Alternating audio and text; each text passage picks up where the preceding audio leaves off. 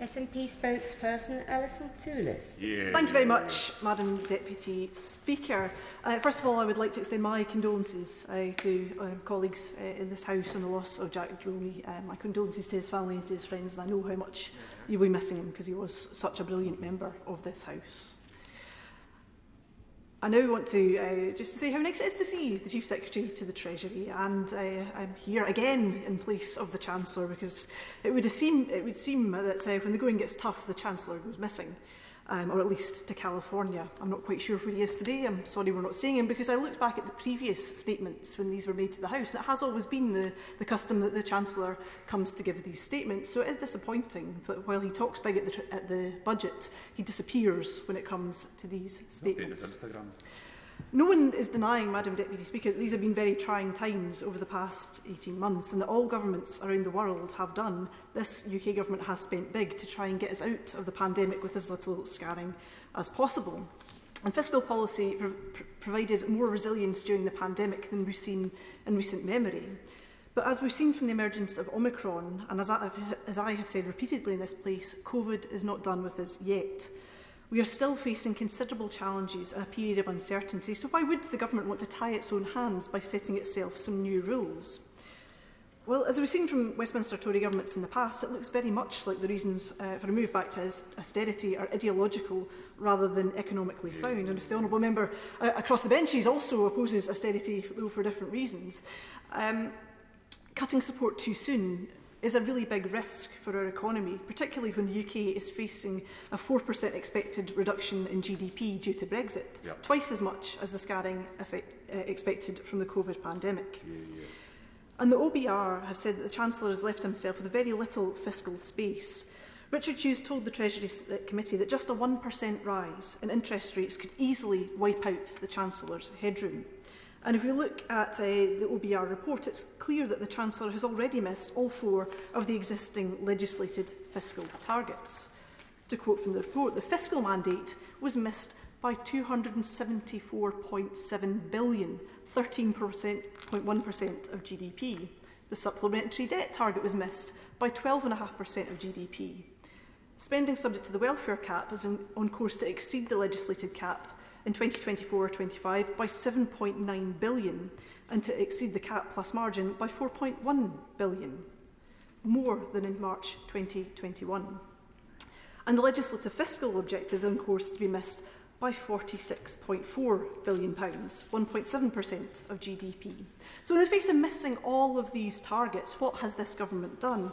Well, Madam Deputy Speaker, they have of course set themselves a bunch of shiny new targets instead, to which the OBR has said, interestingly, in our central forecast, the proposed fiscal mandate in all 3 supplementary targets are more likely to be met than missed, which does lead us to wonder, Madam Deputy Speaker, whether this is yet more sleight of hand by this government. If they can't meet the old targets, but they can meet the new targets, something smells pretty fishy to me. The targets the UK government sets itself are also on a 3-year rolling target, which, if you're cynical, Madam Deputy Speaker, you could guess there's a bit of an incentive there to game those targets. Richard Hughes of the OBR outlined to the Treasury Select Committee that the risk of having the target for it is to fall, that there could be an incentive to get it to rise in the first 2 years, so you can get it to fall then in the third. With this UK government, Madam Deputy Speaker, little would surprise me. And the rule to restrict government investment seems absolutely bizarre. How can the Tories claim that they want to level up while squeezing spending? It's going to have an impact on already woeful growth and productivity. The UK lagging behind other nations with no real plan to get back out of it if these rules are to be believed. Moving to the welfare cap, Madam Deputy Speaker, we can see yet more of this sheen, but this policy and the way that it looks in the papers rather than how it actually works in practice. Talking tough instead of supporting those who need it most. And as with so many things this government does, it is all just smoke and mirrors. The OBR points out that the welfare cap has been raised each of the 4 occasions it's been substantively reset, twice under the Chancellor Philip Hammond in autumn 2016 and autumn 2017, and twice under the current Chancellor in spring 2020 and in this budget. And if we look at page 158 of the Red Book, the UK government has moved job seekers allowance, state pensions, universal credit payments to job seekers, outside of the scope of the welfare cap. So yet again, if the government doesn't like the figures, it simply changes the rules. The UK says as well, if the cap is breached, the cap will only be breached if at the point of formal assessment, spending within scope is forecast to be above the level of the cap and margin for any reason, and they will give it a nod through in Parliament if they breach the cap. Well, who would again vote against that, Madam Deputy Speaker? It's an entirely false narrative, and it doesn't actually even meet the needs of those who depend on social security, which should be the real priority here. The UK Tory government were happy to take money from the poorest families to appease the right wing of their party, to get a cheap headline, and they're happy to do so again during the worst cost of living crisis we've seen in our lifetimes. And all this talk of the rules the UK government sets itself in order to have the sheen of fiscal responsibility is about a million miles away from the reality of life for so many of our constituents right now. Madam Deputy, our constituents are facing a cost of living crisis. According to the Office for National Statistics, 2/3 of people have already said that their cost of living has increased in the last month. And polling by YouGov this morning reveals that 33% of people are worried about their energy bills rising by more than they can afford.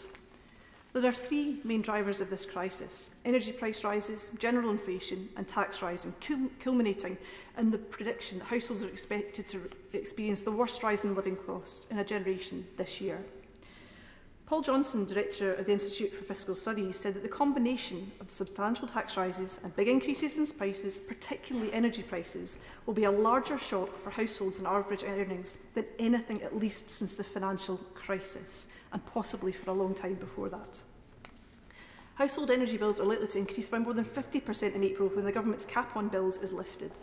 Investex suggests that the price cap will raise by 56%, pushing the average bill from £1,277 to around £2,000 a year.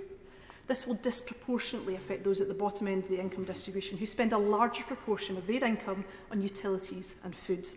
It will have a much bigger impact on discretionary spending for this group. The FT estimate that the rise would reduce family discretionary spending by nearly 7% for the poorest household, almost 4% for people in the middle of the income scale, and only 2% for the richest.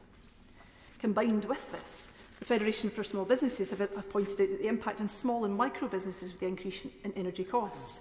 Those businesses are not inside the energy cap. These small businesses may well then have to pass these costs that they are facing onto their consumers, again driving up the cost of living. If you imagine a small corner shop, Madam Deputy Speaker, where prices are already often more expensive than they would be at a large chain supermarket, if that shop is then facing increased fuel bills, where is that cost going to go? Yep. It's going to go onto the prices at the till for those consumers who depend on that local shop. And in another of Brexit's great rollbacks, the Prime Minister said in 2016 that one of the great benefits of Brexit would be the UK's ability to cut VAT on energy bills. Now, he says, it's a bit of a blunt instrument, and you may end up cutting fuel bills for those who don't need the same help. Well, many people, Madam Deputy Speaker, many people up and down this country in all of our constituencies are crying out for that help, while this UK government are sticking their fingers in their ears. Rises in electricity prices will happen alongside planned increases in tax, which are already impacting squeezed families. The Chancellor is presiding over a £12.7 billion increase in national insurance at a time when incomes are already stretched. This is an average of £400 per employee, a tax on jobs at the very worst possible time. And an increasing number of Tory backbenchers, including, I understand, the Leader of the House of Commons, want the Prime Minister to scrap it. If the Treasury bench won't listen to me, they would at least listen to some of their own.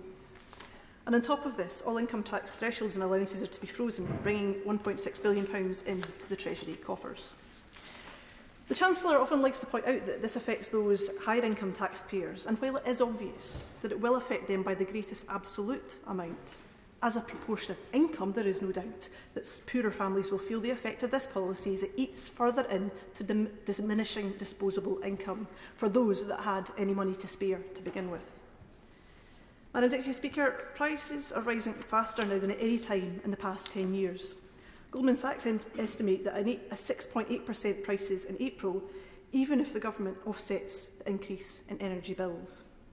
The forecasted increase in inflation is much larger than the expected increases in earnings and pensions, even factoring in the 6.6% rise in the minimum wage for those on the higher rates. Benefits are to increase in April by 3.1%, but that's a real terms cut in income for universal credit claimants, even when offset by the most conservative of forecasts of inflation. Madam Deputy Speaker, this has all the hallmarks of a crisis, and it's a crisis which lies on the doorstep of the Chancellor and of this UK Government.